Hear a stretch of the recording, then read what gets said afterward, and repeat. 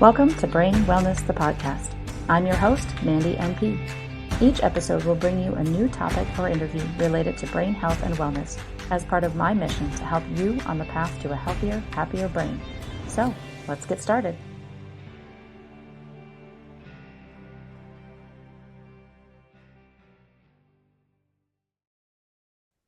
Hello, everyone, and welcome back to another episode of Brain Wellness, the podcast. My guest today is Kim Wyand. Kim is a physical therapist who currently works for Sway Medical as their director of customer experience. For the past 10 years, she has been working in various outpatient orthopedic settings and with sports teams, and over the last 6 has specialized in concussion management and vestibular rehabilitation. Kim was a regional program coordinator for a concussion management team that helped to train other PTs and ATs on concussion management and provide education to various community groups and referral sources. Kim earned her doctorate of physical therapy degree from Springfield College and played volleyball there also. So thank you so much for being here today, Kim. Yeah, thanks for having me. Oh, of course. I love when I get connected with new technologies, new people in concussion. So I'm looking forward to our conversation today because I think it's going to be a lot of fun. Yeah, for But sure. before we kind of dig into all the stuff we're going to talk about today, I think you said you listened to my show before, so that my first question is always, what's your story? How did you get to where you are today? How'd you get interested in the things that you're active in? Yeah, great story. I mean, I won't go super far back, but at physical therapy in general, I was an athlete, all through high school and got injured and thought, oh, this is pretty cool. Maybe I can do this. And then, fast forward, became a physical therapist, had a little bit of an interest in PT school about vestibular rehab and like the inner ear seemed really interesting. And I always tell folks, like, looking at physical therapy, like, if you're getting into PT just for sports, like that's not, that's such a smidge of what PT really is. And luckily, I liked all the different things that PT really was.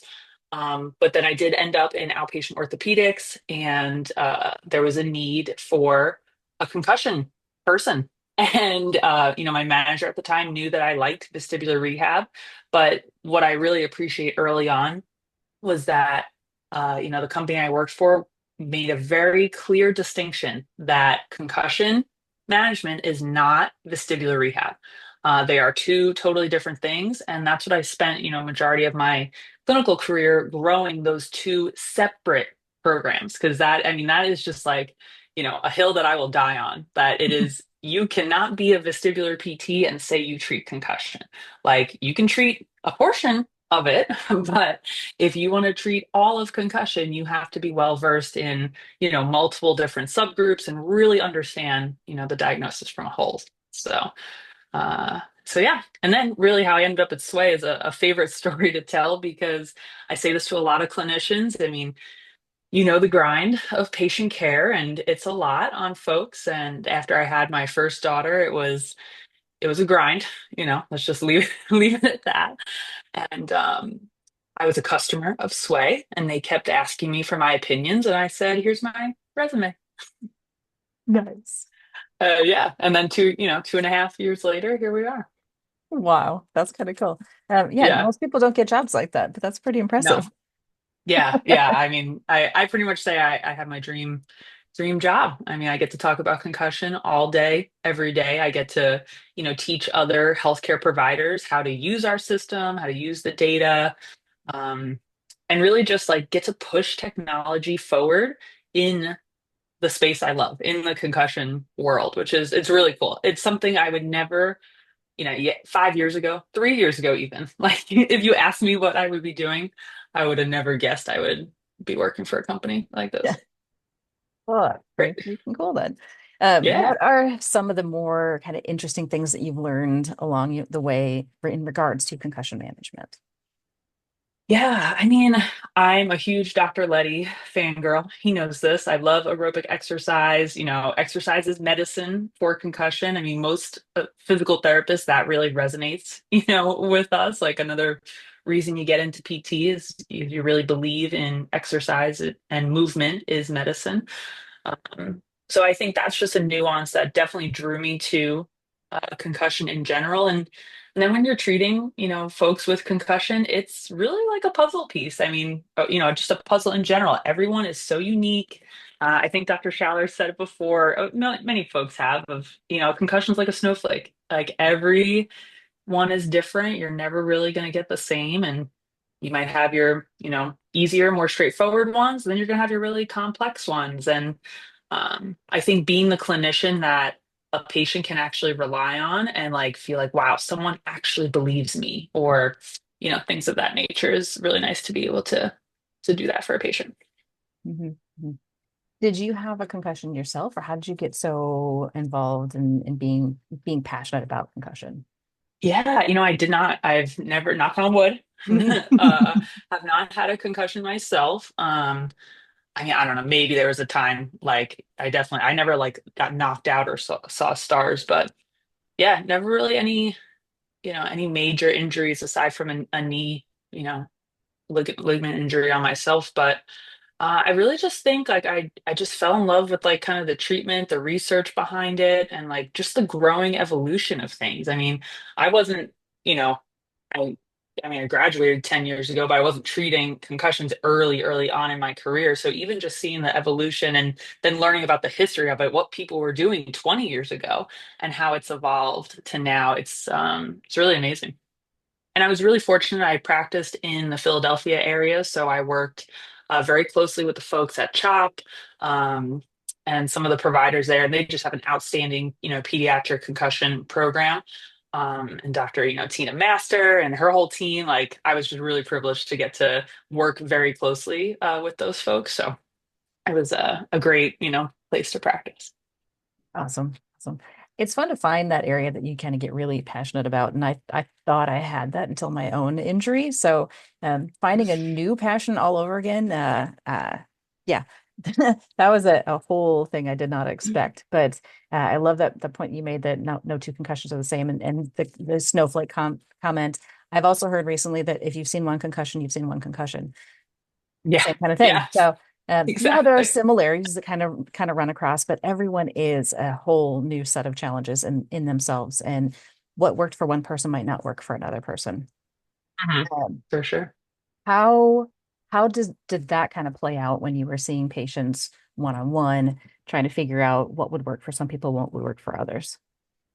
Yeah, and I think that's the obviously I'm biased, being a physical therapist, but I think PTs, do have more time to spend with their patients versus, a physician. If you're in a busy clinic, like you got to keep people moving, and so do we in the PT world, but there's definitely more flexibility of, minimum 45 minutes, an hour plus that I can, finagle the schedule and have that quality time with a patient and with their families and the parents. Um, so, I mean, I think back to just so many of my cases, like, you say the fun ones are like the young athletes that come in and, are raring to get back to sports, or it could be multiple concussions. But I just had some great, interactions, even with folks in a workers' comp setting. I had my office at the time was near the airport. So I had flight attendants, I had, police officers, firefighters, UPS workers. I mean, the whole gamut. And so those workers' comp, cases were definitely complex at times, because it's an invisible injury. And a workers' comp, claims adjuster doesn't like that. They want to see, the X-ray. They want to see the MRI, and concussion doesn't work like that. Yeah, absolutely. Most MRIs are negative, so Yep. you're not going to get a lot of physical imaging kind of results on those patients. So it is all clinical based. What do you see? What do they report?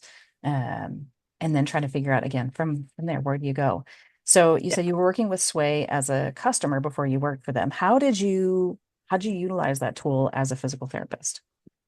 Yeah, so I mean, I got exposed to Sway from the sports realm. So um, we had contracts with high schools and middle schools in the area and athletic trainers that worked at each of those schools, and so we used Sway from a baselining perspective, like. moved away from impact. It was so easy to, baseline athletes on with a mobile device and do everything, pretty smoothly. And then those contracts were either coming into my office or, different offices, whatever, whichever PT office was closest. And we really tried to promote, especially through the concussion program, that AT PT, teamwork and partnership where, you know, both like these two, healthcare disciplines can really work together, especially in concussion. And so it was really nice to be able to have baselines that I knew were strong and reliable and valid because, we all did the training together. I mean, half the time I was going out to the schools to help baseline as well, just because it got me out of the clinic and it was, fun to do. Um, and then if those athletes got injured, then they come into the clinic and I'd be able to do, post-injury assessments on them and, take the data and kind of, especially when I had the time, one-on-one with that patient, really individualize their treatment. Um, as you kind of learn. And the sway data is only a piece of the puzzle. So I'm taking the sway data, I'm doing my entire clinical exam, ocular motor exam, vestibular exam, the spiel, the treadmill testing, everything. A lot of course, patient-reported outcomes, but really just kind of putting it all together. And that's kind of I think what I liked about concussion the most is there's just so many pieces to the puzzle that you are you know, trying to plug in and what works one session might not work the next session. You gotta always be ready to change things up. Mm. So I've been interested to find out that so many of my colleagues don't even know what impact testing is. So could you, for people that might not know what impact is, even kind of briefly discuss what impact, how that played a role, and then what sway does? Because I know because I've had some education, but my listeners don't. Yeah, for sure. So, Impact was really the kind of groundbreaking computerized neurocognitive testing platform. I want to say it came out maybe 20 something years ago. And, really the first of its kind. And then, other products started to come along, and Sway was founded I want to say in 2011, right as like smartphones and iPhones were becoming a thing, and our founder Chase Curtis, kind of saw the potential in these mini computers that we're holding in our hands, and what really drew me to Sway was, I mean, what we're most well known for is our balance and our reaction time. So those two test platforms on our system, they use the accelerometers in your phone to measure your balance and your neuromotor response or your reaction time. And so Impact only does, cognitive testing and has a ton of research behind it. I mean, it's been around for a long, long time. And we have a lot of folks that use Sway and Impact together, depending on your setting and your resources. Um, but then, the piece that Sway was able to, really carve out is that objective balance piece. And that's truthfully what drew me as the PT getting it into my clinic, and that's how I convinced upper management to to let me use it, is because we didn't have force plates in our clinic and like we weren't going to get them anytime soon. So having a way to objectively measure static balance was great. So I ended up using Sway on my patients with total knees, ankle ORIFs. I mean, tons of ACL return to plays we did all the time because we're doing all this other, fancy testing on ACLs. And instead of measuring balance, good, fair, poor, which is like just a very subjective grading system you learn ages ago and then forget. Um, this was a really great way to bring that objectiveness into the clinic.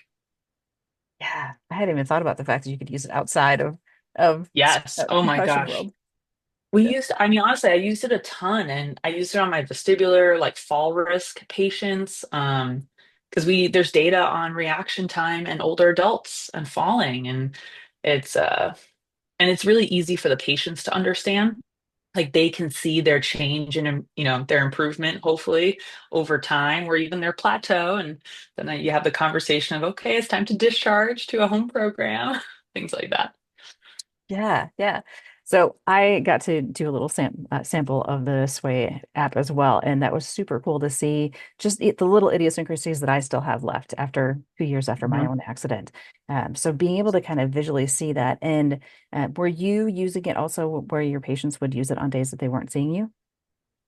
I did the remote kind of testing that I would do was more symptom inventory. Okay. Um, I did more because my patients, especially when they were like an acute or subacute concussion, I was seeing them, a couple times a week. So we had that capability to do it in person, but in between visits, like really after their first one, before their second one, I would have them fill out a symptom inventory Mhm. each day because those first like couple weeks of therapy can definitely be like a shell shock of like it's a there's a lot of symptom overload and um I just think the beginning part of therapy is so important to really hit home that symptom management and like modulation type thing. And I don't want people to fixate on their symptoms, but I also want them to like really try to get a good grip on that 2 point rule.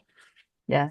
I think having been on the patient side of things, it is really easy to fixate on your symptoms, but it almost would have Yeah. been nicer had I had something like that all along. On days when I was really questioning myself, I could have used that little tool to say, well, this is kind of Mm. where I am right now. Because it does show the patient kind of where they're at a little bit too.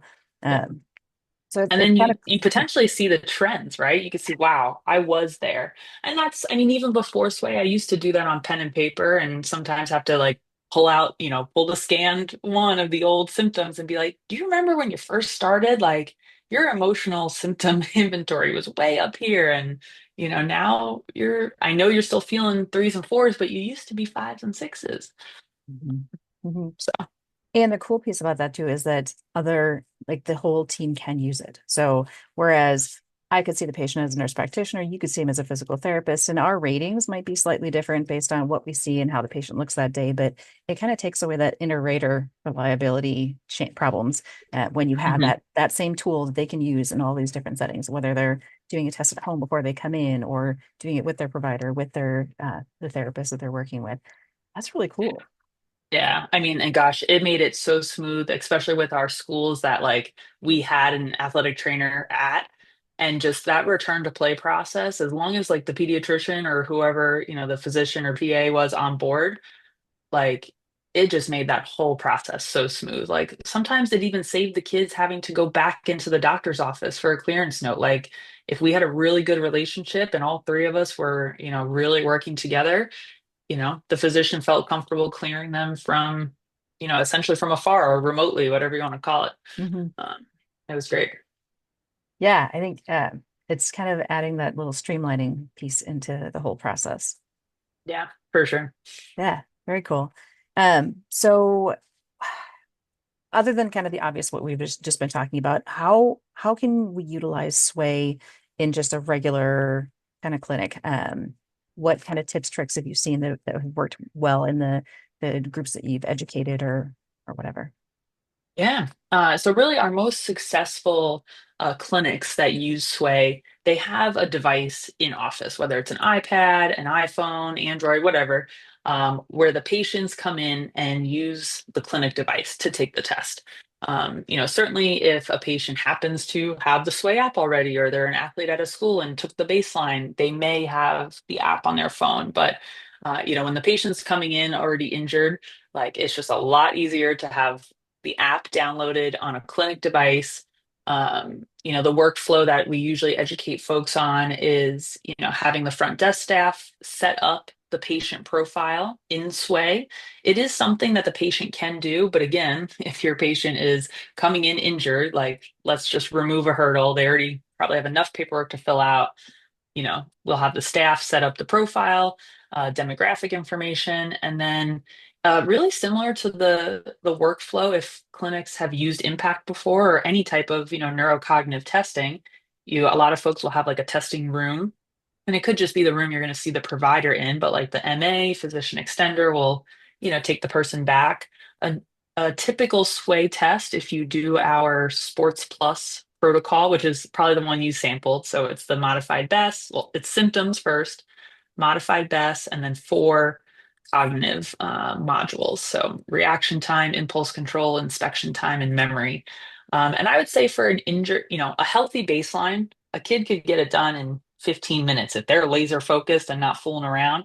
We say 15 to 20 minutes for a healthy baseline. On the injured side, I would, lean towards 20 to 25 minutes, depending on how much guidance they need, but you're doing it in a one-to-one setting also.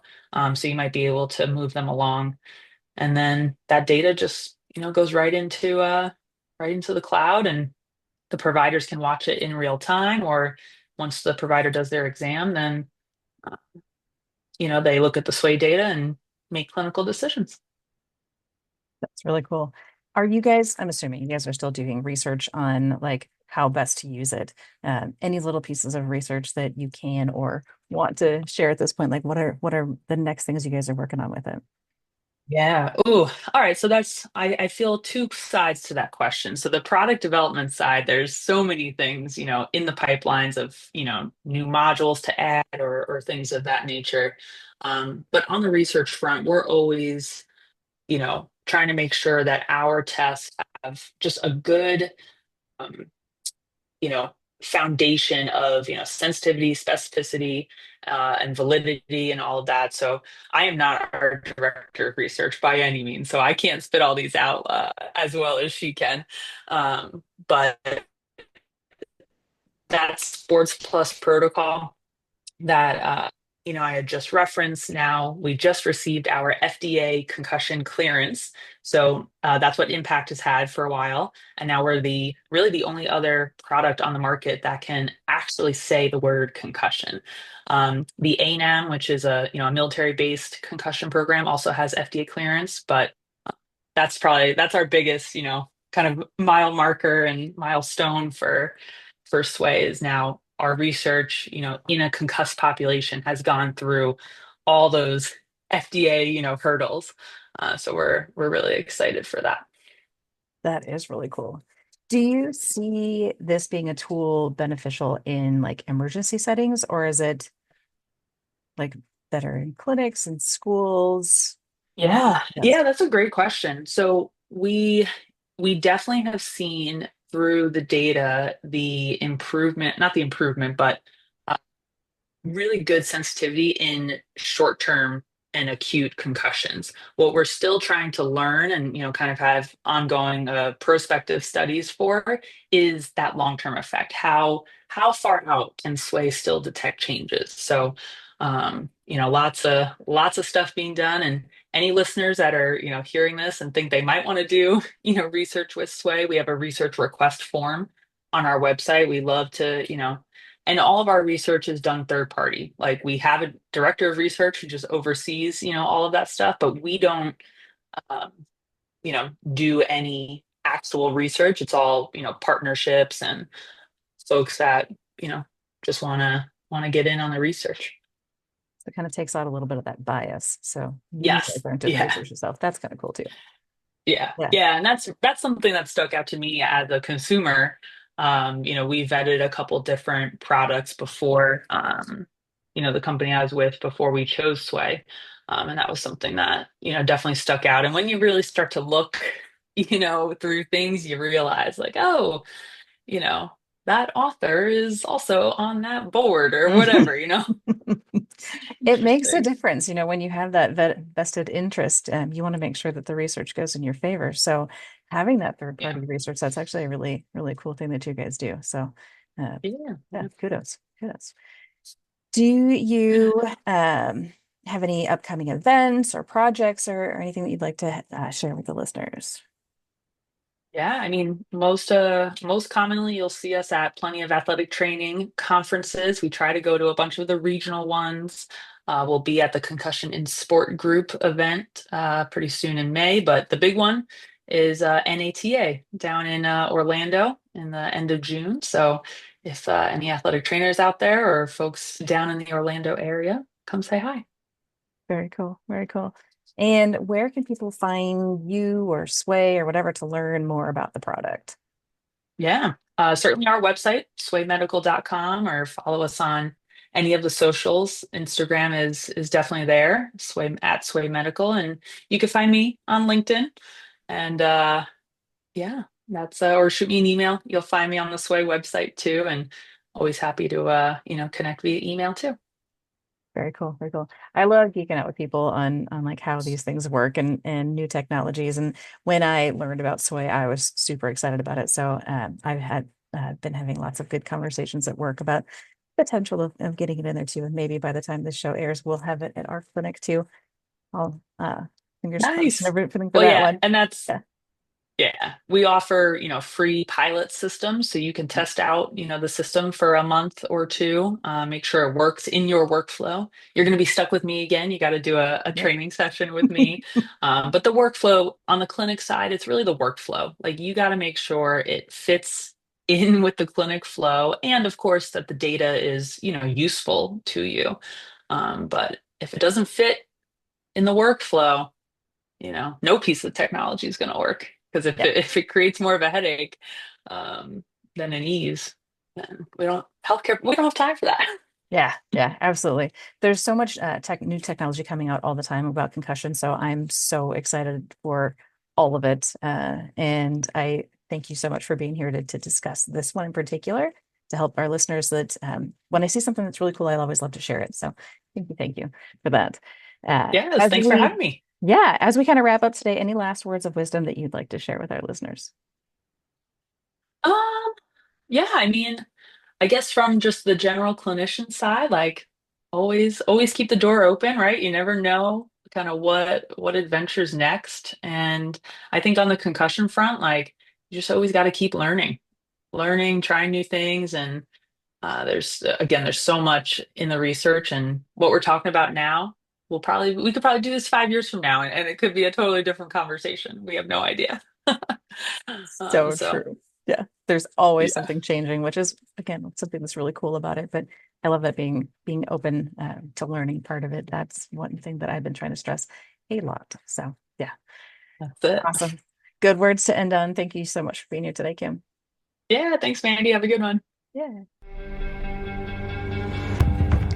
Thanks for tuning in to this episode of Brain Wellness, the podcast. If you enjoyed this episode, I encourage you to subscribe, like, and share this with others to help me continue on with my mission to help people live healthier, happier lives. Go to www.brainwellnesssolutions.com to see what I'm up to and get links to all the social medias there. See you next time.